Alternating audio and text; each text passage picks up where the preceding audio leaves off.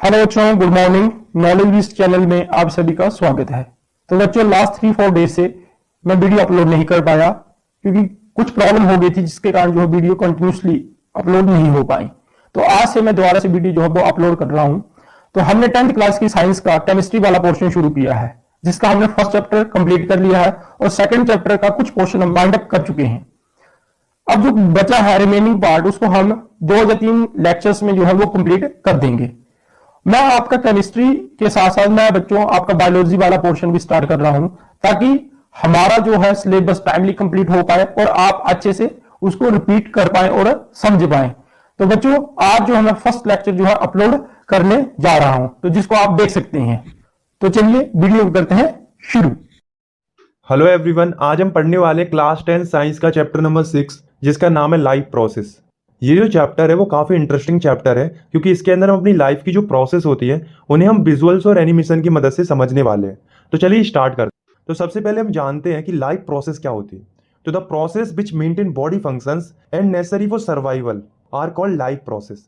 मतलब कि ऐसी प्रोसेस जो हमारी बॉडी के फंक्शंस को मेंटेन करती है और हमारे सर्वाइवल के लिए जरूरी होती है, उन्हें हम लाइफ प्रोसेस कहते हैं।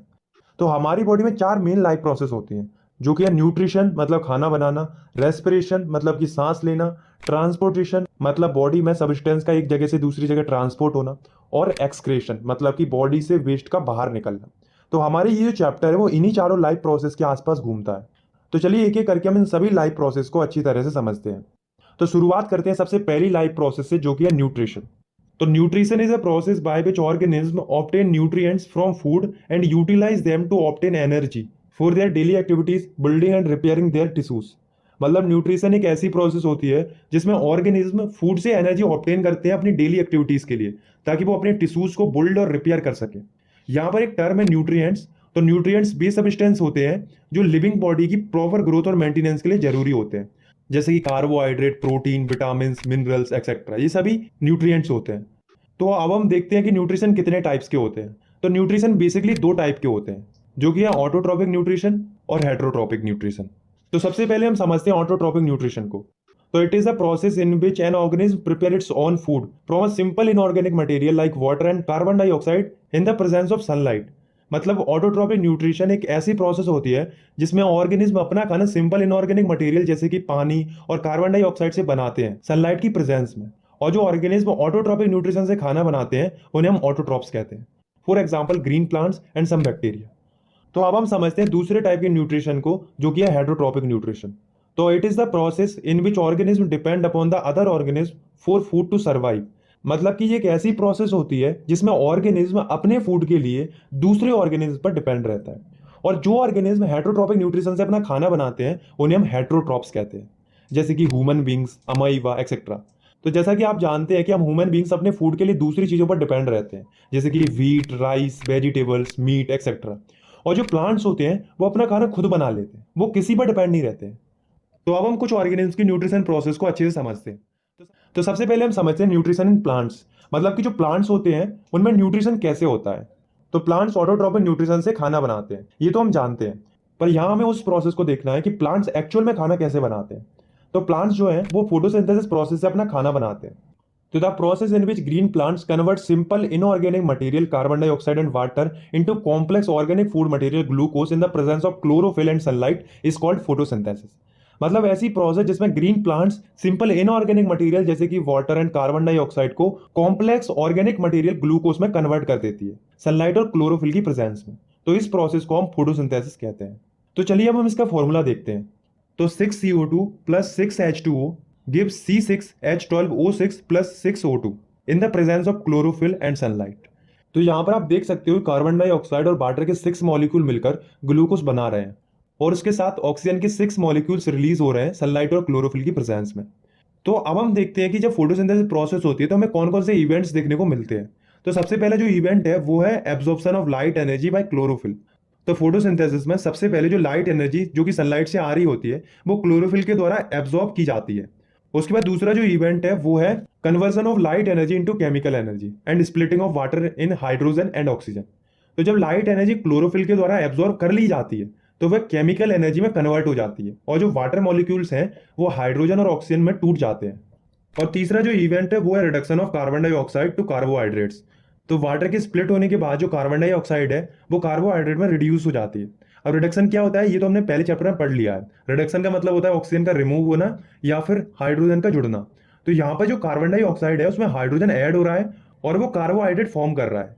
तो इन इवेंट्स को देखने के बाद आपको फोटोसिंथेसिस के इवेंट्स तो समझ में आ गए होंगे। तो अब हम एक इंपॉर्टेंट टर्म्स को समझते हैं जो कि क्लोरोप्लास्ट। तो these are the small organelles found in plant cell. Its content chlorophyll which absorb sunlight for photosynthesis. तो क्लोरोप्लास्ट जो है वो एक स्मॉल ऑर्गेनिल होता है जो कि प्लांट सेल में पाया जाता है जिसमें कि क्लोरोफिल भरा होता है। तो गाइज आपको ये याद रखना है कि जो क्लोरोफिल होता है वो क्लोरोप्लास्ट सेल में पाया जाता है जो कि फोटोसिंथेसिस के दौरान सनलाइट को एब्जॉर्ब करता है। तो चलिए अब हम हेटरोट्रॉपिक न्यूट्रिशन को थोड़ा डिटेल में समझ लेते हैं। तो हेटरोट्रॉपिक न्यूट्रिशन क्या होते हैं ये तो आप पहले ही समझ चुके हैं। तो यहाँ पर हम ये समझेंगे कि हेटरोट्रॉपिक न्यूट्रिशन कितने टाइप्स के होते हैं। तो हेटरोट्रॉपिक न्यूट्रिशन 3 टाइप्स के होते हैं, सैप्रोफाइटिक न्यूट्रिशन, पैरासाइटिक न्यूट्रिशन और होलोजोइक न्यूट्रिशन। तो चलिए अब हम एक एक करके इन तीनों को समझते हैं। तो सबसे पहले हम समझते हैं सैप्रोफाइटिक न्यूट्रिशन को। तो the mode of nutrition in which organism obtain food from dead and decaying organic matter. मतलब कि ऐसा न्यूट्रिशन जिसमें ऑर्गेनिज्म जो है वो अपना फूड मरे हुए और सड़े हुए ऑर्गेनिक मैटर से ऑब्टेन करते हैं, उसे हम सैप्रोफाइटिक न्यूट्रिशन कहते हैं। और जो ऑर्गेनिज्म सैप्रोफाइटिक न्यूट्रिशन से खाना बनाते हैं उन्हें हम सैप्रोफाइट्स कहते हैं, जैसे कि बैक्टीरिया, फंगाई एक्सेट्रा। ये जो है वो डेड और डिकेइंग ऑर्गेनिक मैटर से खाना बनाते हैं। इसके बाद हेटरोट्रॉपिक न्यूट्रिशन का जो दूसरा टाइप है वो है पैरासाइटिक न्यूट्रिशन। तो it is the type of nutrition in which the organism live on or inside the body of their host and derive food from them without killing them. मतलब ये एक ऐसा न्यूट्रिशन होता है जिसमें ऑर्गेनिज्म जो है वो होस्ट ऑर्गेनिज्म के अंदर या उसके ऊपर रहकर अपना न्यूट्रिशन पूरा करते हैं बिना उसको मारे। तो ऐसे न्यूट्रिशन को हम पैरासाइटिक न्यूट्रिशन कहते हैं। तो अब आप सोच रहे होंगे कि होस्ट ऑर्गेनिज्म कौन से ऑर्गेनिज्म होते हैं। तो ये वो ऑर्गेनिज्म होते हैं जिन पर रहकर जो छोटे छोटे पैरासाइटिक ऑर्गेनिज्म होते हैं वो अपना खाना बनाते हैं। और जो ऑर्गेनिज्म पैरासाइटिक न्यूट्रिशन से खाना बनाते हैं उन्हें हम पैरासाइट कहते हैं। जैसे कि मॉस्किटो, लाइस, ये दोनों जो ऑर्गेनिज्म होते हैं वे अपने खाने के लिए होस्ट ऑर्गेनिज्म पर डिपेंड रहते हैं, जैसे कि मॉस्किटो ह्यूमंस पर और कुछ पेट एनिमल्स पर। और लाइस भी ह्यूमंस और पेट एनिमल्स का खून चूस कर अपना खाना बनाते हैं। और तीसरा जो टाइप है हेटरोट्रॉपिक न्यूट्रिशन का वो है holozoic nutrition. The mode of nutrition that involve ingestion, digestion, absorption and assimilation of liquid और सॉलिड ऑर्गेनिक मटेरियल। मतलब कि ऐसा न्यूट्रिशन जिसमें ऑर्गेनिज्म लिक्विड या सॉलिड ऑर्गेनिक मटेरियल का इंजेशन करते हैं, यानी कि खाते हैं, उसके बाद उस खाने को एब्जॉर्ब करते हैं, फिर से एनर्जी लेते हैं, फिर जो वेस्ट बनता है उसे बाहर निकाल देते हैं। For example amoeba, human beings etcetera. तो चलिए अब हम समझते हैं हेटरोट्रॉपिक न्यूट्रिशन के कुछ एग्जाम्पल्स को। तो सबसे पहले हम समझते हैं कि जो अमीबा होता है उसमें न्यूट्रिशन कैसे होता है। तो अमीबा जो है वो अपना खाना होलोजोइक न्यूट्रिशन से बनाता है और ये एक यूनिसेलुलर ऑर्गेनिज्म होता है। तो इसलिए अमीबा के अंदर जो न्यूट्रिशन हमें देखने को मिलता है वो अदर ऑर्गेनिज्म से काफी अलग देखने को मिलता है, क्योंकि अमीबा के अंदर न्यूट्रिशन की सारी प्रोसेस एक सिंगल सेल के अंदर होती है। तो अमीबा जो है वो एक एक्वाटिक ऑर्गेनिज्म होता है। एक्वाटिक ऑर्गेनिज्म का मतलब पानी में रहने वाला ऑर्गेनिज्म होता है। तो अमीबा जब भी कोई खाने वाली चीज को देखता है तो वह फ्लोइड करते हुए उसके पास जाता है। और अमीबा के अंदर एक फिंगर लाइक प्रोजेक्शन की एक स्ट्रक्चर पाई जाती है जिसको सूडोपोडिया कहते हैं। तो सूडो का मतलब होता है फॉल्स और पोडिया का मतलब होता है पैर। वो अमीबा के फॉल्स पैरों का काम करता है। तो जब भी कोई फूड पार्टिकल अमीबा के पास आता है तो अमीबा सूडोपोडिया की हेल्प से उस फूड मटेरियल को इंगल्फ कर लेता है, मतलब घेर लेता है और उसे अपने अंदर ले लेता है। और इस फूड मटेरियल को अमीबा अपने टेम्पररी स्टोमक यानी कि फूड वैक्यूल में भेज देता है, जहां पर उस फूड पार्टिकल का डाइजेशन होता है और उससे जो एनर्जी रिलीज होती है उसे अमीबा अपनी लाइफ प्रोसेस को कंटिन्यू करने के लिए इस्तेमाल करता है। और लास्ट में जो वेस्ट बचता है उसे अमीबा ऐसा स्ट्रक्चर बनाकर बाहर फेंक देता है। इस प्रोसेस को हम एजिशन कहते हैं। एजिशन का मतलब होता है अनयूज्ड सब्सटेंस को बाहर निकालना। तो अब हम एक और ऑर्गेनिज्म के अंदर न्यूट्रिशन को समझते हैं जो कि है न्यूट्रिशन इन ह्यूमन बींग्स। तो ह्यूमन बींग्स में जो न्यूट्रिशन होता है वो काफी कॉम्प्लेक्स प्रोसेस के द्वारा होता है, जिसमें कि 5 प्रोसेस होती हैं जो कि ingestion, digestion, absorption, assimilation and excretion. तो चलिए समझते हैं इनको। तो सबसे पहले हम फूड को अपने हाथों से अपने मुंह में रखते हैं और इस प्रोसेस को हम इंजेशन कहते हैं। और जैसे ही खाना मुंह में पहुंचता है वहीं से डाइजेशन की जो प्रोसेस होती है वो शुरू हो जाती है। तो सबसे पहले जब खाना मुंह में पहुंचता है तो हमारे जो टीथ होते हैं, जैसा कि आप इस डायग्राम में भी देख सकते हो, वो फूड को छोटे छोटे पार्ट्स में ब्रेक कर देते हैं। उसके बाद जो हमारे माउथ में टंग होती है वो फूड को टेस्ट करती है और फूड को माउथ के अंदर रोटेट करती है। और उसके बाद हमारे माउथ में एक ग्लैंड पाई जाती है जिसे सलाइवरी ग्लैंड बोलते हैं। वो सलाइवा प्रोड्यूस करती है जिसमें कि सलाइवरी अमाइलेज नाम का एक एंजाइम पाया जाता है जो कि फूड में प्रेजेंट कुछ स्टार्च को शुगर में ब्रेक डाउन कर देता है। और यहाँ तक जो प्रोसेस हो रही है वो हमारे माउथ के अंदर हो रही है। जब फूड को चबा लिया जाता है और उसमें प्रेजेंट कुछ स्टार्च को शुगर में कन्वर्ट कर दिया जाता है तो जो फूड होता है वो ईसोफेगस, जिसे हम फूड पाइप भी कहते हैं, जो कि एक ट्यूब लाइक स्ट्रक्चर होता है जो कि माउथ को स्टोमक से कनेक्ट करता है, जैसा कि आप इस डायग्राम में भी देख सकते हो। ये जो है वो फूड को स्टोमक में पुश करता है, और जिस मूवमेंट से ये ईसोफेगस फूड को पुश करता है वो मूवमेंट होता है peristaltic movement. Basically it is the contraction and expansion movement of walls of food pipe. मतलब कि फूड पाइप की वॉल्स का कॉन्ट्रैक्शन और रिलैक्सेशन के मूवमेंट को पेरिस्टाल्टिक मूवमेंट कहते हैं, जो कि फूड को स्टोमक में पुश करने में मदद करता है। तो यहाँ पर फूड जो है वो ईसोफेगस के द्वारा माउथ से स्टोमक में आ जाता है। तो स्टोमक जो है वो एक जे शेप्ड ऑर्गन होता है, और जब फूड स्टोमक के अंदर आ जाता है तो स्टोमक में जो ग्लैंड होते हैं वो गैस्ट्रिक जूस सिक्रेट करते हैं, और जो गैस्ट्रिक जूस होते हैं वो 3 सब्सटेंस रिलीज करते हैं, जो कि है HCl, पेप्सिन एंड म्यूकस। तो चलिए अब हम देखते हैं कि इन तीनों सब्सटेंस का डाइजेशन के अंदर क्या रोल होता है। तो जो HCl है वो जर्म्स को किल करता है जो कि फूड के साथ बॉडी में एंटर हो जाते हैं, और दूसरा काम होता है HCl का मीडियम को एसिडिक करना, जिससे पेप्सिन जो है वो प्रोटीन को डाइजेस्ट कर पाए, क्योंकि पेप्सिन तभी डाइजेस्ट कर पाएगा जब एसिडिक मीडियम होगा। तो बेसिकली पेप्सिन भी एक एंजाइम होता है जो कि प्रोटीन को स्मॉलर मॉलिक्यूल्स में ब्रेक डाउन करता है। तीसरा जो जूस है वो है म्यूकस। तो म्यूकस जो है वो स्टोमक को HCl के हार्मफुल इफेक्ट से प्रिवेंट करता है। अगर म्यूकस सिक्रेट नहीं होगा तो HCl जो है वो हमारे स्टोमक की बॉल्स को डैमेज कर सकता है। और फूड जो है अब वो तीनों गैस्ट्रिक जूस से मिक्स होने के बाद स्टोमक से निकलकर स्मॉल इंटेस्टाइन में पहुंच जाता है, जो कि एलिमेंट्री कैनल का सबसे लॉन्गेस्ट पार्ट होता है। तो जब फूड स्मॉल इंटेस्टाइन में पहुंच जाता है, जो कि एलिमेंट्री कैनल का सबसे लॉन्गेस्ट पार्ट होता है, तो जब फूड स्मॉल इंटेस्टाइन में पहुंच जाता है तो स्मॉल इंटेस्टाइन में 2 चीजें रिसीव होती हैं। पहली है लीवर से वाइल, और पैनक्रिया से पैनक्रियाटिक जूस। और ये जो वाइल है इसके अंदर 2 चीजें आती है, वाइल जूस और बाइल सॉल्ट। ये दोनों जो चीजें हैं वे गैल ब्लैडर में स्टोर रहती है। जो बाइल जूस होता है वो फूड को एल्कलाइन यानी कि बेसिक कर देता है, क्योंकि जब फूड स्टोमक से आता है तो वह एसिडिक होता है। और पैनक्रियाटिक जूस में एक एंजाइम होता है ट्रिप्सिन, जो कि सिर्फ बेसिक मीडियम में ही काम करता है। और जो बाइल सॉल्ट होता है वो बड़े बड़े फैट ग्लोब्यूल्स को छोटे छोटे ग्लोब्यूल्स में ब्रेक डाउन कर देता है, और इस प्रोसेस को हम इमल्सिफिकेशन भी कहते हैं। फूड पर बाइल जूस और बाइल सॉल्ट के एक्शन के बाद जो पैनक्रियास जो है वो एक पैनक्रियाटिक जूस सिक्रेट करता है, जिसमें 3 चीजें आती है, पैनक्रियाटिक अमाइलेज, ट्रिप्सिन और लिपेज। तो जो पैनक्रियाटिक अमाइलेज होता है वो बचे हुए कार्बोहाइड्रेट या स्टार्च को शुगर में ब्रेक डाउन कर देता है, क्योंकि कुछ स्टार्च तो मुंह में पहले ही डाइजेस्ट हो चुका था। और जो ट्रिप्सिन होता है वो प्रोटीन को अमीनो एसिड में ब्रेक डाउन कर देता है, और जो लिपेज होता है वो फैट को फैटी एसिड में और ग्लिसरॉल में कन्वर्ट कर देता है। और स्मॉल इंटेस्टाइन की जो वॉल्स होती हैं उसमें भी बहुत सारी वेरियस ग्लैंड्स प्रेजेंट होती हैं, जो कि इंटेस्टाइनल जूस सिक्रेट करती हैं। और जो इंटेस्टाइनल जूस होता है उसमें भी वेरियस नंबर्स ऑफ एंजाइम्स पाए जाते हैं, जो कि डाइजेशन को कंप्लीट करते हैं। तो डाइजेशन तो कंप्लीट हो गया। अब हम मूव करते हैं थर्ड प्रोसेस की ओर, जो कि है एब्जॉर्प्शन। तो एब्जॉर्प्शन की जो प्रोसेस होती है वो स्मॉल इंटेस्टाइन में शुरू होती है। तो जब फूड कंप्लीटली डाइजेस्ट हो जाता है तो वह वाटर सॉल्युबल हो जाता है और काफी छोटे छोटे पार्ट्स में ब्रेक हो जाता है। तब स्मॉल इंटेस्टाइन के अंदर जो बिलाई होती है, अब आप सोच रहे होंगे कि बिलाई क्या होती है, तो बिलाई जो है वो फिंगर लाइक प्रोजेक्शन होती है, जो कि फूड के एब्जॉर्प्शन के लिए सरफेस एरिया को इंक्रीज करती है। तो बिलाई जो है वो फूड को एब्जॉर्ब करती है और उस एब्जॉर्ब फूड को ब्लड वेसल को सप्लाई कर देती है। तो एब्जॉर्प्शन के समझने के बाद अब हम समझते हैं चौथी प्रोसेस को, जो कि है एसिमिलेशन, मतलब कि एब्जॉर्ब फूड से एनर्जी लेना। तो जब फूड ब्लड वेसल्स में एब्जॉर्ब हो जाता है तो वह हमारी हर एक सेल तक पहुंचता है, और जिससे सेल एनर्जी ऑब्टेन करते हैं। तो अब एक सवाल आता है कि क्या हम जितना खाना खाते हैं उस पूरे खाने को यूटिलाइज कर पाते हैं? तो इसका जवाब है बिल्कुल नहीं। तो फिर उस खाने का क्या होता है? तो जो वेस्ट पार्ट स्मॉल इंटेस्टाइन में बचता है, जिसे हमारी बॉडी यूज नहीं कर पाती, वो वेस्ट पार्ट स्मॉल इंटेस्टाइन से लार्ज इंटेस्टाइन में आ जाता है, जहां पर जो लार्ज इंटेस्टाइन की जो बॉल्स होती हैं वो उस वेस्ट मटेरियल से काफी वाटर एब्जॉर्ब कर लेती है, और जो रेस्ट सॉलिड वेस्ट मटेरियल बचता है वो एनस के थ्रू बॉडी से बाहर निकल जाता है।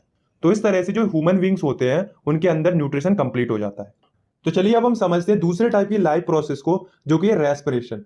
तो हम लोग तो रेस्पिरेशन का मतलब केवल सांस लेना समझते हैं, पर एक्चुअली में रेस्पिरेशन सांस लेने के साथ साथ कुछ और भी होता है।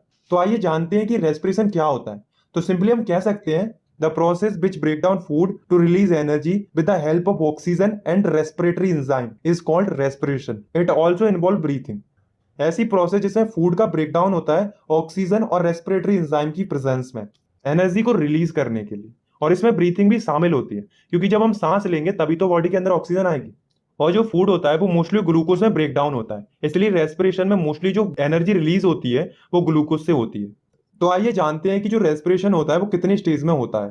तो जो रेस्पिरेशन होता है वो 2 स्टेजेस में होता है, जो कि है एक्सटर्नल रेस्पिरेशन और इंटरनल रेस्पिरेशन। तो जो एक्सटर्नल रेस्पिरेशन होता है वो 2 स्टेप्स में कंप्लीट होता है। तो पहला स्टेप है ब्रीथिंग। तो ब्रीथिंग एक ऐसी प्रोसेस होती है जिसमें ऑर्गेनिज्म ऑक्सीजन को इनहेल करता है, मतलब अंदर लेता है, और कार्बन डाइऑक्साइड को एक्सहेल करता है, मतलब बाहर निकालता है।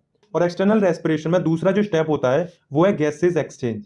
तो इस स्टेप में ऑक्सीजन जो है वो लंग्स से ब्लड में डिफ्यूज हो जाती है, मतलब कि ऑक्सीजन लंग्स से ब्लड में पहुंच जाती है, और जो कार्बन डाइऑक्साइड होती है वो ब्लड से लंग्स में डिफ्यूज हो जाती है।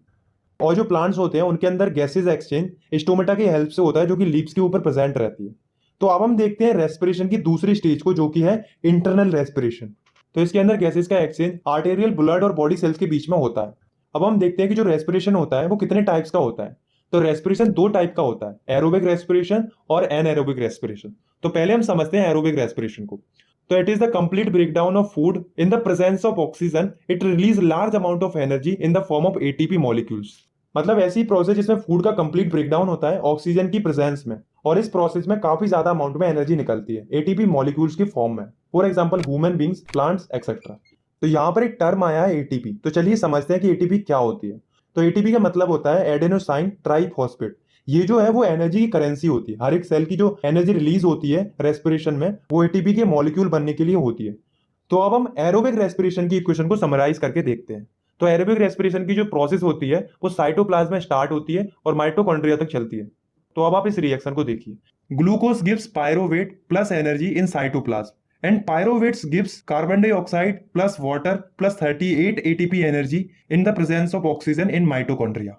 तो सबसे पहले जो फूड है, या हम कहें ग्लूकोज जो है वो सेल के साइटोप्लाज्म में जाता है और वहां पर वो पायरोवेट में कन्वर्ट हो जाता है और उसके साथ कुछ एनर्जी भी रिलीज होती है। तो पायरोवेट जो है वो लिविंग सेल्स को एनर्जी प्रोवाइड करता है क्रेब साइकिल के थ्रू, और इसका फॉर्मूला होता है C3H4O3। तो अब आप लोग कहोगे क्रेब साइकिल क्या होती है, तो इसे हमें नहीं पढ़ना है, ये हम अगली क्लास में पढ़ेंगे। तो पायरोवेट जो है वो माइक्रोकॉन्ड्रिया के अंदर ऑक्सीजन की प्रेजेंस में कार्बन और वाटर को फॉर्म करता है और साथ में लार्ज अमाउंट में एनर्जी को रिलीज करता है। ये जो प्रोसेस है इसमें एटीपी के 38 मॉलिक्यूल रिलीज होते हैं जिसे हमारी बॉडी यूज करती है, और जो कार्बन डाइऑक्साइड और वाटर होता है वो as a waste product body से बाहर निकल जाता है। और दोस्तों ये जो सारी रिएक्शन है वो सेल के अंदर हो रही है, इसलिए इसे सेलुलर रेस्पिरेशन भी कहते हैं। तो अब हम समझते हैं रेस्पिरेशन के दूसरे टाइप को, जो कि है एनएरोबिक रेस्पिरेशन। तो it is the incomplete breakdown of food occurring in the absence of oxygen releasing small amount of energy. मतलब ऐसी प्रोसेस जिसमें फूड का इनकम्प्लीट ब्रेकडाउन होता है ऑक्सीजन की अब्सेंस में, और इस प्रोसेस में काफी कम एनर्जी रिलीज होती है। For example east, bacteria, human muscle etcetera. जब एनएरोबिक रेस्पिरेशन माइक्रो ऑर्गेनिज्म में होता है उसे हम फर्मेंटेशन कहते हैं, और एनएरोबिक रेस्पिरेशन में जो प्रोडक्ट फॉर्म होता है उसके आधार पर इसे दो फॉर्म में डिवाइड किया जाता है। पहला है एल्कोहलिक फर्मेंटेशन। तो इस प्रोसेस के अंदर जो शुगर होती है उसका इनकम्प्लीट ब्रेकडाउन होता है इथेनॉल और कार्बन डाइऑक्साइड फॉर्म करने के लिए। ये जो प्रोसेस है इसका इस्तेमाल बियर, वाइन और चीज बनाने के लिए किया जाता है, और ये जो प्रोसेस है वो मेनली ईस्ट में देखने को मिलती है। तो चलिए अब हम एल्कोहलिक फर्मेंटेशन की रिएक्शन को देखते हैं। तो अब आप रिएक्शन को देखिए। तो एल्कोहलिक फर्मेंटेशन में सबसे पहले ग्लूकोज जो है वो साइटोप्लाज्म के अंदर पायरोवेट में कन्वर्ट हो जाता है और कुछ अमाउंट में एनर्जी रिलीज होती है, और उसके बाद पायरोवेट जो है वो ऑक्सीजन की एब्सेंस में इथेनॉल और कार्बन डाइऑक्साइड में कन्वर्ट हो जाता है, और इस प्रोसेस में लेस अमाउंट में एनर्जी रिलीज होती है जो कि होती है एटीपी के 2 मॉलिक्यूल्स। तो आप यहाँ पर देख सकते हो कि जो एनारोबिक रेस्पिरेशन होता है उसमें एरोबिक रेस्पिरेशन के कंपैरिजन में काफी कम एनर्जी रिलीज होती है। और एनारोबिक रेस्पिरेशन का दूसरा जो फॉर्म है वो है लैक्टिक एसिड फर्मेंटेशन। तो लैक्टिक एसिड फर्मेंटेशन के अंदर शुगर जो है वो लैक्टिक एसिड और एनर्जी के अंदर ब्रेकडाउन हो जाती है ऑक्सीजन की कमी में। For example some bacteria who turns milk into curds, मतलब कि ऐसे बैक्टीरिया जो कि दूध को दही में जमा देते हैं। तो दोस्तों आपने कई बार नोटिस किया होगा कि जब भी हम लंबे समय तक हैवी फिजिकल एक्सरसाइज करते हैं तो हमारी मसल्स में पेन होने लगता है। तो ऐसा इसलिए होता है क्योंकि हमारे मसल्स में जो ग्लूकोज होता है वो लैक्टिक एसिड में कन्वर्ट हो जाता है। तो आइए अब हम इस रिएक्शन को देखते हैं। तो लैक्टिक एसिड फॉर्मेशन में सबसे पहले जो ग्लूकोज होता है वो पायरोवेट में चेंज हो जाता है और कुछ अमाउंट में एनर्जी भी निकलती है। पायरोवेट फॉर्म होने के बाद जो मसल सेल्स होते हैं उनमें कम ऑक्सीजन होने के कारण लैक्टिक एसिड फॉर्म हो जाता है और लेस अमाउंट में एनर्जी रिलीज होती है जो कि होती है 2 एटीपी। तो अब हम कुछ ऑर्गेनिज्म के अंदर रेस्पिरेशन की जो प्रोसेस होती है उसे हम समझते हैं। तो सबसे पहले हम समझते हैं रेस्पिरेशन इन प्लांट्स।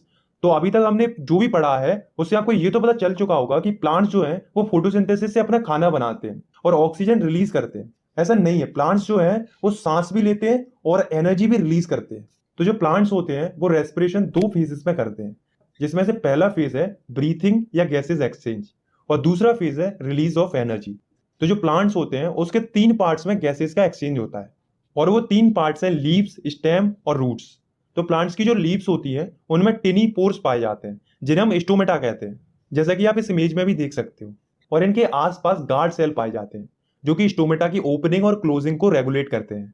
और जो स्टोमेटा होता है वो सभी लीव्स में पाया जाता है जो कि गैसेस को एक्सचेंज करता है।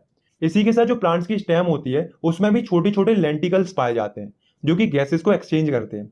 और प्लांट्स की जो रूट्स होती हैं उनमें भी रूट्स हेयर प्रेजेंट्स होते हैं जो कि डिफ्यूजन की प्रोसेस से गैसेस का एक्सचेंज करते हैं। तो ये थे टोटल 3 तरीके प्लांट्स में गैसेस एक्सचेंज के, या हम कह सकते हैं ब्रीथिंग के। तो अब हम देखते हैं कि जब प्लांट्स के अंदर ऑक्सीजन पहुंच जाती है तो वो एनर्जी कैसे रिलीज करते हैं। तो रेस्पिरेशन प्रोसेस के दौरान प्लांट्स की सेल में जो ग्लूकोज होता है जो कि फोटोसिंथेसिस प्रोसेस में फॉर्म होता है, वो ऑक्सीजन के साथ मिलकर कार्बन डाइऑक्साइड और वाटर फॉर्म करता है और साथ में एनर्जी रिलीज करता है। ऐसे हम इस रिएक्शन के द्वारा भी समझ सकते हैं। तो आप इस रिएक्शन को देख सकते हो जिसमें ग्लूकोज जो है वो ऑक्सीजन के साथ मिलकर कार्बन डाइऑक्साइड प्लस वाटर बना रहा है और साथ में एनर्जी को रिलीज कर रहा है। तो चलिए अब हम समझते हैं जो ह्यूमन बींग्स होते हैं उनमें रेस्पिरेशन की प्रोसेस कैसे होती है। तो जो ह्यूमन बींग्स होते हैं उनमें रेस्पिरेशन की जो प्रोसेस होती है वो काफी कॉम्प्लेक्स होती है और ये जो है वो ह्यूमन रेस्पिरेटरी सिस्टम के द्वारा कंप्लीट होती है। तो आप सबसे पहले इस डायग्राम को ध्यान से देखो, ये ह्यूमन रेस्पिरेटरी सिस्टम है। तो हम रेस्पिरेशन की पूरी प्रोसेस को हम इसी डायग्राम के थ्रू समझने वाले हैं। तो सबसे पहले एयर जो है वो हमारे नॉस्ट्रिल से एंटर करती है और जब एयर हमारे नॉस्ट्रिल में एंटर करती है तो नॉस्ट्रिल जो है वो एयर को फिल्टर करता है और डस्ट पार्टिकल को लंग्स में पहुंचने से रोकता है। उसके बाद एयर जो है वो हमारे फेरिंग्स और लेरिंग्स की हेल्प से ट्रेकिया में पहुंच जाती है, जिसे हम विंड पाइप भी कहते हैं।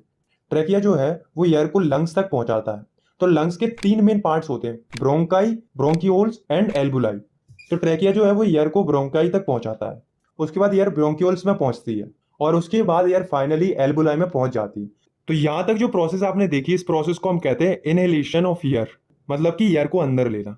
तो जब एयर एल्बुलाई के अंदर पहुंच जाती है तो हमारी चेस्ट कैविटी एयर से फिल हो जाती है और हमारी जो चेस्ट कैविटी है वो एक्सपेंड हो जाती है, मतलब कि चौड़ी हो जाती है। जैसा कि हम महसूस भी करते हैं जब हम सांस अंदर लेते हैं तो हमारी चेस्ट एक्सपेंड हो जाती है, यानी कि बड़ी हो जाती है। अब हम देखते हैं कि जब इनहेलेशन हो जाता है तो उसके बाद एयर का एल्बुलाई के अंदर क्या होता है। तो एल्बुलाई जो होती है वो रेस्पिरेशन में गैसेस एक्सचेंज की साइट होती है। तो इनहेलेशन के बाद दूसरी जो प्रोसेस होती है वो होती है एक्सचेंज ऑफ गैसेस, जो कि एल्बुलाई में होती है। तो गैसेस के एक्सचेंज को समझने के लिए हमें एल्बुलाई के डायग्राम को देखना पड़ेगा। तो एल्बुलाई जो है वो एक बैलून लाइक स्ट्रक्चर होती है जो कि गैसेस के एक्सचेंज के लिए सरफेस प्रोवाइड करती है। और जो एल्बुलाई की वॉल्स होती हैं वो ब्लड वेसल से कनेक्ट रहती हैं, जैसा कि आप इस डायग्राम में भी देख सकते हो। तो अब आप समझो कि जो एल्बुलाई है उसके अंदर जो गैस है वो है ऑक्सीजन, और ब्लड वेसल्स जो कि एल्बुलाई से कनेक्ट है उसमें ब्लड्स के साथ साथ कौन सी गैस फ्लो हो रही है, CO2। तो जो एल्बुलाई की जो वॉल्स होती है वो काफी थिन होती हैं। तो एल्बुलाई की जो वॉल्स हैं उसके द्वारा जो ऑक्सीजन है वो ब्लड में डिफ्यूज हो जाती है और ब्लड में से जो कार्बन डाइऑक्साइड होती है वो एल्बुलाई में पहुंच जाती है। तो यहाँ पर जो है हमारी एल्बुलाई के अंदर गैसेस का एक्सचेंज हो चुका है। तो अब सवाल ये आता है कि जब ऑक्सीजन ब्लड में पहुंच जाती है तो ऑक्सीजन का क्या होता है। तो जब ऑक्सीजन ब्लड में पहुंच जाती है तो वह हीमोग्लोबिन से जुड़कर एक ऑक्सी हीमोग्लोबिन नाम का एक पिगमेंट बना लेती है, जिसके बाद ब्लड इनको डिफरेंट सेल्स और टिश्यूज तक लेकर जाता है। और जो हीमोग्लोबिन होता है वो रेड कलर का पिगमेंट होता है जो कि ब्लड में पाया जाता है, जो कि ऑक्सीजन को हर एक सेल्स और टिश्यूज के अंदर लेकर जाता है। तो इसके आगे जो प्रोसेस होती है वो हम ट्रांसपोर्टेशन में पढ़ेंगे। तो अब हम वापस एल्वुलाई की तरफ चलते हैं और ये देखते हैं कि जो कार्बन डाइऑक्साइड एल्वुलाई में है वो बॉडी से बाहर कैसे निकलती है। तो जब ऑक्सीजन बॉडी में एंटर हो जाती है तो CO2 जो है वो एल्वुलाई से ट्रैकिया में पहुंच जाती है और उसके बाद CO2 जो है वो नॉस्ट्रिल के द्वारा बाहर निकल जाती है और इस प्रोसेस को हम एक्सहेलेशन कहते हैं। और जब CO2 बॉडी से बाहर निकलती है तो जो हमारी चेस्ट कैविटी होती है वो कॉन्ट्रैक्ट हो जाती है, मतलब कि सिकुड़ जाती है। तो अभी जो आपने 3 प्रोसेस देखी, inhalation, exchange of gases and exhalation, ये हमारी बॉडी के अंदर बहुत ही जल्दी जल्दी चलती है और ये तीनों मिलकर ह्यूमंस के अंदर। तो अब हम समझते हैं तीसरी लाइफ प्रोसेस को, जो कि है ट्रांसपोर्टेशन। तो ट्रांसपोर्टेशन का मतलब होता है किसी भी सब्सटेंस का एक जगह से दूसरी जगह मूवमेंट होना। तो जब रेस्पिरेशन की प्रोसेस होती है तो कुछ यूजफुल और कुछ वेस्ट प्रोडक्ट फॉर्म होते हैं। तो जो यूजफुल प्रोडक्ट होते हैं उन्हें बॉडी के हर एक सेल में ट्रांसपोर्ट होने की जरूरत पड़ती है। तो चलिए अब हम देखते हैं कि जो ऑर्गेनिज्म होते हैं उनमें ट्रांसपोर्टेशन की प्रोसेस किस प्रकार से होती है। तो सबसे पहले हम समझते हैं ट्रांसपोर्टेशन इन ह्यूमंस, मतलब जो ह्यूमन बींग्स होते हैं उनमें सब्सटेंस कैसे ट्रांसपोर्ट होते हैं। तो जो ह्यूमन बींग्स होते हैं उनमें ट्रांसपोर्टेशन 2 सिस्टम से होता है, जिसमें से पहला है ब्लड और दूसरा है लिम्फ, जिसे हम टिश्यू फ्लूइड भी कहते हैं। तो सबसे पहले हम समझते हैं ब्लड के बारे में कि जो ब्लड है इसमें होता क्या है, ये कौन कौन सी चीजों से मिलकर बना होता है। या सिंपली हम कह सकते हैं, हम पढ़ने वाले हैं कंपोनेंट्स ऑफ ब्लड, कि ब्लड जो है वो बेसिकली किन किन कंपोनेंट्स से मिलकर बना होता है। तो ब्लड मेनली 4 कंपोनेंट से मिलकर बना होता है, plasma, RBC, WBC and platelets. तो अब हम इन चारों कंपोनेंट्स को अच्छे से समझ लेते हैं। तो हम स्टार्ट करते हैं प्लाज्मा से। तो प्लाज्मा जो है वो स्ट्रॉ कलर्ड फ्लूइड होता है। स्ट्रॉ कलर मतलब येलोइश कलर, जैसा कि आप इस डायग्राम में भी देख सकते हो, जिसमें 90 से लेके 92% वाटर होता है और 6 to 8% प्रोटीन होता है। और इसके साथ साथ इसके अंदर मिनरल्स, विटामिन भी पाए जाते हैं। और जितने बचे हुए कंपोनेंट्स हैं जैसे कि आरबीसी, डब्ल्यूबीसी, प्लेटलेट्स, वो सब प्लाज्मा में डिसॉल्व रहते हैं। तो अब हम समझते हैं बुलेट्स के नेक्स्ट कंपोनेंट को, जो कि आरबीसी यानी कि रेड ब्लड सेल, जिन्हें हम एराइथ्रोसाइट्स भी कहते हैं। ये जो है वो कुछ इस प्रकार से दिखते हैं, जो कि शेप में बाई कॉन्केव होते हैं और इनके अंदर न्यूक्लियस नहीं होता है और ना ही कोई और सेल ऑर्गेनेल्स होती है।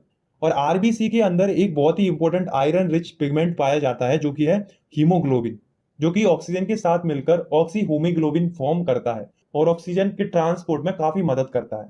तो अब हम समझते हैं बुलेट के तीसरे कंपोनेंट को, जो कि है डब्ल्यूबीसी यानी कि व्हाइट ब्लड सेल, जिन्हें हम ल्यूकोसाइट भी कहते हैं।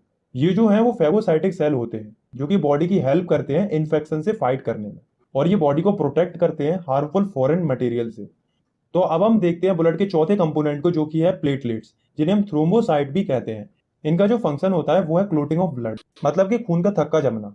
आपने नोटिस किया होगा कि जब हमारे चोट लग जाती है या फिर छोटा मोटा कट लग जाता है तो उस जगह से खून निकलने लगता है, लेकिन जो ब्लड निकलता है वो कुछ टाइम बाद अपने आप ही निकलना बंद हो जाता है। ऐसा इसलिए होता है क्योंकि ब्लड में जो प्लेटलेट्स होती हैं वो क्लॉट फॉर्म कर लेती है, जिससे ब्लड फ्लो होना बंद हो जाता है।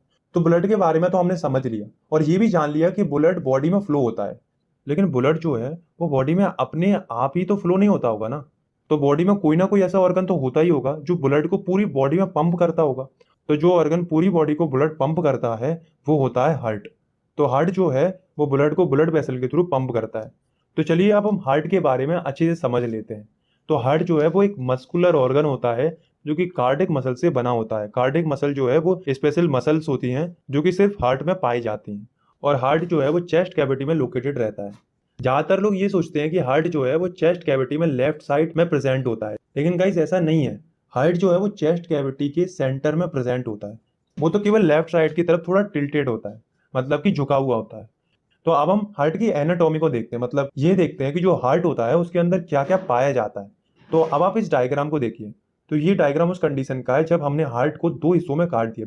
तो ये जो हार्ट के आसपास वाले मसल्स हैं वो है कार्डिक मसल, क्योंकि हार्ट जो है वो एक मस्कुलर ऑर्गन है।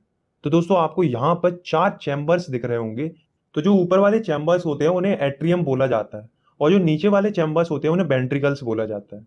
ये जो हार्ट में ऊपर की राइट साइड में जो चैम्बर है वो है राइट एट्रियम, और लेफ्ट में जो चैम्बर है वो है लेफ्ट एट्रियम, और नीचे की साइड ये वाला जो चैम्बर है वो है राइट वेंट्रिकल, और ये वाला जो चैम्बर है वो है लेफ्ट वेंट्रिकल। तो गाइज आपको यहाँ पर एक लेयर दिख रही होगी। ये जो लेयर है वो इस ट्यूब के पीछे भी है। इस लेयर को सेप्टा बोला जाता है। तो ये जो है वो बेसिकली पार्टीशन है। अब आप कहोगे कि कैसा पार्टीशन है? तो ये जो है वो है राइट एट्रियम और ये है राइट वेंट्रिकल। तो ये हो गया हार्ट का राइट पोर्शन, और ये है लेफ्ट एट्रियम और ये है लेफ्ट वेंट्रिकल। तो ये हो गया हार्ट का लेफ्ट पोर्शन। तो जो सेप्टल लेयर होती है वो राइट पोर्शन और लेफ्ट पोर्शन के बीच में लेयर होती है, जो कि राइट पोर्शन के मटेरियल को लेफ्ट में जाने से और लेफ्ट पोर्शन के मटेरियल को राइट में जाने से रोकती है। तो गाइस यहाँ पर जो आपको चीज दिख रही है वो है वाल्व। तो वाल्व क्या होती है? तो वाल्व एक ऐसी चीज होती है जो किसी भी लिक्विड को वन वे फ्लो अलाउ करती है। जैसे कि मान लो राइट एट्रियम में कोई फ्लूइड है, तो वो वेल्व की मदद से राइट वेंट्रिकल में आ जाता है, लेकिन वो दोबारा ऊपर राइट एट्रियम में नहीं जा पाता है। तो हार्ट जो होता है उसमें टोटल 4 वेल्व होते हैं, और ये सब जो है वो वन वे फ्लो को अलाउ करते हैं। तो चारों वाल्व इस जगह पर होते हैं जो कि ब्लड के बैक फ्लो को रोकते हैं। ये जो आपको दिख रही है वो है पल्मोनरी आर्टरी, जो कि इम्प्योर ब्लड को फ्लो करती है, और ये है पल्मोनरी वीन, जो कि प्योर ब्लड को ट्रांसपोर्ट करती है। और हमारा जो हार्ट होता है उसके चारों तरफ एक लेयर होती है जिसे हम पेरिकार्डियम कहते हैं, जो कि हार्ट को प्रोटेक्ट करती है और उसे शेप देती है। तो अब हम देखते हैं कि जो हमारा हार्ट है वो काम कैसे करता है। सबसे पहले जो डीऑक्सीजनेटेड ब्लड होता है वो बॉडी से हार्ट के राइट एट्रियम में आता है। डीऑक्सीजनेटेड ब्लड यानी कि वो ब्लड जो कार्बन डाइऑक्साइड को कैरी करता है, और ये ब्लड बीन्स में फ्लो होता है। राइट एट्रियम में ब्लड आने के बाद जो वाल्व होती है वो ओपन हो जाती है और हार्ट एक्सपेंड हो जाता है और ब्लड राइट वेंट्रिकल में पहुंच जाता है। राइट वेंट्रिकल में ब्लड के पहुंचने के बाद जो वाल्व होती है वो बंद हो जाती है और हार्ट फिर से कॉन्ट्रैक्ट होने लगता है, जिससे जो राइट वेंट्रिकल है वो ब्लड को पल्मोनरी आर्टरी के थ्रू लंग्स तक पहुंचा देते हैं। लंग्स में ब्लड से कार्बन डाइऑक्साइड रिमूव हो जाती है और उसमें ऑक्सीजन ऐड हो जाती है। तो जो डीऑक्सीजनेटेड ब्लड लंग्स में पहुंचा था वो अब ऑक्सीजनेटेड हो जाता है। उसके बाद जो ऑक्सीजनेटेड ब्लड होता है वो लेफ्ट एट्रियम में लाया जाता है पल्मोनरी वीन के थ्रू। लेफ्ट एट्रियम में ब्लड के आने के बाद वह वाल्व के थ्रू लेफ्ट वेंट्रिकल में आ जाता है। उसके बाद उस ब्लड को सभी बॉडी पार्ट्स में पंप कर दिया जाता है अरोटा के थ्रू। तो यहाँ पर आपने देखा कि जो ब्लड होता है वो हार्ट में 2 बार सर्कुलेट होता है। तो ब्लड की हार्ट में 2 बार सर्कुलेशन की प्रोसेस को हम कहते हैं डबल सर्कुलेशन। तो चलिए इसे हम डायग्राम की हेल्प से समझते हैं। तो ये आपको ऊपर जो ऑर्गन दिख रहा है वो लंग्स है, जो कि डीऑक्सीनेटेड ब्लड को ऑक्सीनेटेड ब्लड में कन्वर्ट करता है। और आपको जो हार्ट से ब्लू कलर की जो ब्लड वेसल दिख रही है वो है पल्मोनरी आर्टरीज, जो कि हार्ट से डीऑक्सीजनेटेड ब्लड को लंग्स तक ले जाती है। और ये जो आपको रेड कलर की ब्लड वेसल दिख रही है जो कि लंग्स से हार्ट को कनेक्ट कर रही है, यह है पल्मोनरी वेन, जो कि ऑक्सीजनेटेड ब्लड को लंग्स से हार्ट तक ले जाती है। और ये वाली ब्लड वेसल जो आपको दिख रही है ये है अरोटा, जो कि ऑक्सीजनेटेड ब्लड को हार्ट से पूरी बॉडी में ट्रांसपोर्ट करती है। और ये वाली जो ब्लड वेसल है वो है वेना कैवा, जो कि बॉडी से डीऑक्सीजनेटेड ब्लड को हार्ट तक लेकर जाती है। तो इसी तरह से डबल सर्कुलेशन की प्रोसेस हमारी बॉडी में कंटिन्यू चलती रहती है। और ये जो प्रोसेस है वो काफी फास्ट होती है। हमारा हार्ट 1 मिनट में 5 लीटर ब्लड पंप करता है। तो चलिए अब हम समझते हैं ब्लड वेसल्स के बारे में। तो ये बेसिकली एक पाइप की तरह काम करती है जिनसे कि ब्लड हमारी बॉडी में फ्लो करता है। तो हमारी बॉडी में मेनली 2 टाइप की ब्लड वेसल्स पाई जाती हैं, जो कि आर्टरीज और बीन्स। तो पहले हम समझते हैं आर्टरीज को। तो these are the thick blood capillaries which carry oxygenated blood in our body. These are red in color. मतलब कि जो ये आर्टरीज होती हैं वे थिक ब्लड कैपिलरीज होती हैं जो कि ह्यूमन बॉडी में ऑक्सीनेटेड ब्लड को ट्रांसपोर्ट करती हैं, और ये रेड कलर की होती हैं। लेकिन जो आर्टरीज होती है उनमें एक एक्सपेक्शन होता है जो कि है पल्मोनरी आर्टरी का। तो पल्मोनरी आर्टरी जो है वो एकमात्र ऐसी आर्टरी होती है जो कि डीऑक्सीनेटेड ब्लड को कैरी करती है। तो चलिए अब हम समझते हैं दूसरी ब्लड वेसल्स को, जो कि है बीन्स। तो these are the thin blood capillaries which carry deoxygenated blood in the body. These are blue in color. मतलब कि ये थिन ब्लड कैपिलरीज होती हैं जो कि बॉडी में डीऑक्सीनेटेड ब्लड को कैरी करती हैं। लेकिन जो बीन होती है उनमें भी एक्सेप्शन होती है, जो कि है पल्मोनरी बीन, जो कि एकमात्र ऐसी बीन होती है जो कि बॉडी में ऑक्सीजनेटेड ब्लड को ट्रांसपोर्ट करती है। तो यहाँ पर हमारा ब्लड के द्वारा जो ट्रांसपोर्टेशन होता है वो खत्म होता है। तो अब हम समझते हैं हमारी बॉडी के दूसरे ट्रांसपोर्टेशन को, जो कि है लिम्फ का। तो लिम्फ जो है वो भी एक ट्रांसपोर्टेशन फ्लूइड होता है। तो चलिए अब हम ये देखते हैं कि जो लिम्फ होता है वो फॉर्म कैसे होता है। तो हमारी जो कैपिलरीज होती हैं वो स्मॉलेस्ट ब्लड वेसल्स होती हैं जो कि कनेक्शन फॉर्म करती हैं आर्टरीज और बीन्स के बीच में। और जो कैपिलरीज का मेन फंक्शन होता है वो है ब्लड्स और टिश्यू सेल्स के बीच में मटेरियल का एक्सचेंज करना। तो कैपिलरीज की जो वॉल्स होती हैं उनके पोर्स में से कुछ अमाउंट में प्लाज्मा, प्रोटीन और ब्लड के सेल निकल जाते हैं टिश्यू के इंटरसेल्युलर स्पेस में, जो कि लिम्फ फॉर्म करते हैं। और लिम्फ जो है वो कलरलेस फ्लूइड होता है, मतलब लिम्फ का कोई कलर नहीं होता है। तो अब हम लिम्फ के कुछ फंक्शंस को देखते हैं। तो लिम्फ के 2 मेन फंक्शन होते हैं। तो पहला है absorption and transport of fat from intestine. मतलब लिम्फ जो है वो हमारी इंटेस्टाइन से फैट को एब्जॉर्ब करता है और उसे बॉडी में ट्रांसपोर्ट करता है। और दूसरा फंक्शन है it drain away the excess tissue metabolism. मतलब कि जो टिश्यूज में एक्सेस मेटाबॉलिज्म होता है, यानी कि जो टिश्यू में जो वेस्ट प्रोडक्ट फॉर्म होता है, तो लिम्फ उस वेस्ट प्रोडक्ट को रिमूव कर देता है। तो इसी के साथ हमारा ट्रांसपोर्टेशन इन ह्यूमन खत्म हो जाता है, जिसमें कि हमने ब्लड और लिम्फ, जो कि दोनों ट्रांसपोर्टेशन फ्लूइड होते हैं बॉडी के, उनके बारे में पढ़ा। तो अब हम समझते हैं कि जो प्लांट्स होते हैं उनमें ट्रांसपोर्टेशन कैसे होता है। तो जो प्लांट्स होते हैं उनमें ट्रांसपोर्टेशन का जो काम है वो टिश्यू करते हैं। और 2 टाइप के टिश्यू होते हैं जो कि प्लांट्स में पाए जाते हैं ट्रांसपोर्टेशन के लिए, जिनका नाम है जाइलम एंड फाइलम। इन दोनों के बारे में आपने क्लास 9 में थोड़ा बहुत पढ़ा होगा। तो चलिए एक एक करके समझते हैं इन दोनों टिश्यूज को। तो सबसे पहले हम समझते हैं जाइलम टिश्यू को। तो xylem are the tissue present in plants that carries water and food upward from the root. तो जाइलम ऐसे टिश्यू होते हैं जो कि प्लांट्स में फूड और वाटर को रूट से ऊपर की ओर ले जाते हैं। And it's allow only unidirectional transport and it only transport upwards. मतलब कि जो जाइलम है वो सिर्फ यूनिडायरेक्शनल ट्रांसपोर्ट, यानी कि एक डायरेक्शन में ट्रांसपोर्ट को अलाउ करता है, और ये सिर्फ ऊपर की ओर ही ट्रांसपोर्ट करता है। And it's works on the principle of transpiration. मतलब कि जो जाइलम होता है वो ट्रांसपिरेशन के प्रिंसिपल पर वर्क करता है। अब ये ट्रांसपिरेशन क्या होता है? तो it is the process of loss of water as vapour from aerial parts of plants. मतलब कि ट्रांसपिरेशन एक ऐसी प्रोसेस होती है जिसमें कि वाटर लॉस होता है वेपर के फॉर्म में प्लांट्स के एरियल या ऊपर वाले पार्ट से। इस प्रोसेस में जो लीव्स होती हैं वो एक वैक्यूम क्रिएट करती हैं जिससे वाटर ऊपर की तरफ फ्लो करता है, और लीव्स के स्टोमेटा से वो वेपर में कन्वर्ट होकर बाहर निकल जाता है। तो अब हम समझते हैं दूसरे टाइप के ट्रांसपोर्टेशन टिश्यू की, जो कि है फाइलम। तो phloem are the tissues that transport food from leaves to other parts of plants. मतलब फाइलम एक ऐसा टिश्यू होता है जो कि लीव्स में जो खाना बनता है उसे प्लांट्स के जो अदर पार्ट्स होते हैं उन तक पहुंचाता है। और it allows bidirectional flow, it can transport upward as well as downward, यानी कि जो फाइलम होता है वो बाय डायरेक्शनल फ्लो अलाउ करता है जिससे फूड अपवर्ड और डाउनवर्ड दोनों डायरेक्शन में जा सकता है। And it works on the principle of translocation. तो जो फाइलम होता है वो ट्रांसलोकेशन के प्रिंसिपल पर काम करता है। तो आइए जानते हैं कि आखिर ये क्या होता है ट्रांसलोकेशन। तो the transport of food from leaf to other parts of plants is called translocation. मतलब कि फूड का लीफ से प्लांट्स के दूसरे पार्ट्स में ट्रांसपोर्ट होना, इसी प्रोसेस को हम ट्रांसलोकेशन कहते हैं। तो इसी के साथ हमारी तीसरी लाइफ प्रोसेस जो कि है ट्रांसपोर्टेशन, वो खत्म होती है। तो अब हम समझते हैं चौथी और आखिरी लाइफ प्रोसेस को जो कि है एक्सक्रीशन। तो the biological process of removal of harmful nitrogenous metabolic waste from the body is called excretion. मतलब कि ऐसी प्रोसेस जिसमें जो हार्मफुल मेटाबॉलिक वेस्ट होते हैं उन्हें बॉडी से रिमूव किया जाता है, उस प्रोसेस को हम एक्सक्रीशन कहते हैं। तो जो मेटाबॉलिक वेस्ट होते हैं वो मेटाबॉलिक एक्टिविटी से जनरेट होते हैं। अब मेटाबॉलिक एक्टिविटीज जैसे कि डाइजेशन, रेस्पिरेशन एक्सेट्रा। तो जो मेटाबॉलिक एक्टिविटीज में जो मेटाबॉलिक वेस्ट बनता है वो 3 टाइप का होता है, जो कि है डाइजेस्टिव वेस्ट, रेस्पिरेटरी वेस्ट और नाइट्रोजनस वेस्ट। तो जो डाइजेस्टिव वेस्ट होता है वो डाइजेशन की प्रोसेस में फॉर्म होता है और इसके बारे में हम न्यूट्रिशन में पढ़ चुके हैं। और जो रेस्पिरेटरी वेस्ट होता है वो रेस्पिरेशन में फॉर्म होता है। तो जो रेस्पिरेशन होती है उसमें CO2 फॉर्म होती है जो कि लंग से होती है हमारे मुंह से या नाक से निकल जाती है। ये भी हम रेस्पिरेशन में पढ़ चुके हैं। और नाइट्रोजनस वेस्ट वो वेस्ट होते हैं जो कि हमारे ब्लड में डिसॉल्व होते हैं, जैसे कि urea, uric acid, water etcetera. तो ये नाइट्रोजनस वेस्ट होते हैं। तो इन्हें कैसे बाहर निकाला जाएगा, इसी के बारे में हम इस एक्सक्रीशन वाले टॉपिक में पढ़ेंगे। तो सबसे पहले हम समझते हैं ह्यूमन एक्सक्रीटरी सिस्टम को। इसे हम डायग्राम की हेल्प से काफी अच्छे से समझते हैं। तो human excretory system consist of 1 pair of kidney, 1 pair of ureters and 1 urinary bladder and 1 urethra. तो ह्यूमन एक्सक्रीटरी सिस्टम में आते हैं एक किडनी का पेयर, यानी कि 2 किडनी और 2 यूरेटर्स और एक यूरिनरी ब्लैडर और एक यूरेथ्रा। तो अब हम इन चारों के फंक्शंस को समझते हैं, उसके बाद हम इन्हें डायग्राम से भी समझेंगे। तो सबसे पहले हम किडनी को समझते हैं। तो kidney is a reddish brown bean shaped organ located in the upper retroperitoneal region of the abdomen, whose main function is filtration of blood and removal of waste. मतलब किडनी जो है वो रेडिश ब्राउन कलर की एक been shaped organ होती है जो कि एब्डोमेन के रेट्रोपेरिटोनियल रीजन में लोकेटेड रहती है।